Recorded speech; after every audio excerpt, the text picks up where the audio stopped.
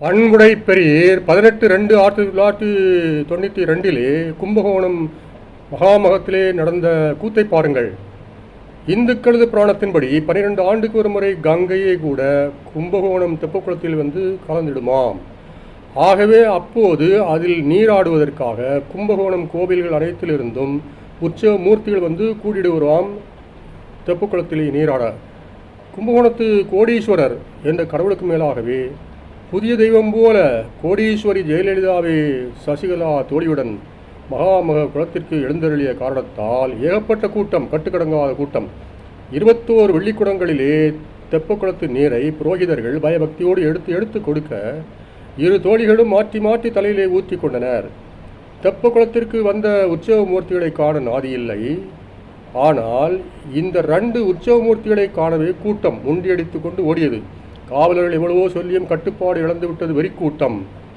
21 வெள்ளிக்குடங்களிலே 2 தோழிகளும் நீரை மாற்றி மாற்றி தலையிலே ஊற்றப் போய் 48 குடும்பங்களிலே மண்பாண்டம் உடைபட வேண்டியதாயிற்று கருமாதிக்காக. ஆம், கூட்டத்தின் எடை தாங்காமல் சுவர் இடிந்து விழுந்தது. 48 பேர் இறந்தனர்.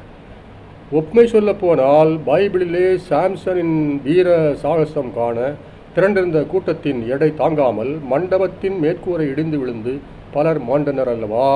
நீதிபதிகள் 16:30. இப்போது பெங்களூர் கிரிக்கெட் அணி வெற்றிக்கான பேரணி கதைக்கு வருவோம். 35,000 பேர் மட்டுமே கொள்ளக்கூடிய ஸ்டேடியத்திலே 2 லட்சத்திற்கும் அதிகமானோர் கூடினால் எப்படி விளங்குமா கதை? கூட்ட நெரிசலிலே 11 பேர் இறந்தனர். மனிதன் குரங்கிலிருந்து வந்தான் என்கிறோமே, அந்த குரங்குகள் கூட இப்படி இடித்து மிதித்து கொண்டு மற்ற குரங்குகளை சாகடித்ததாக சரித்திரம் உண்டோ? வளரும் கண்மணியே, எப்போதும் கிரிக்கெட்டிலே மூழ்கி கிடக்காதே. திருமூலர் பாணியிலே சொல்வதாக இருந்தால் வரப்போகும் ஆபத்தை உணராமல் வெந்நீரில் களித்தாடும் ஆமை போல் இராதே. கூட்டத்தோடு சேர்ந்து கோவிந்தா போடாதே. அது உலகத்தின் இயல்பு.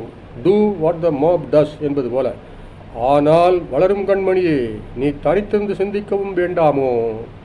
ஆண்டவனையும் சற்று நினைக்க வேண்டாமோ? உன் வாலிப பிராயத்திலே உன் தேவனை நீ நினைப்பாய். சபை உரையாளர் 12:1.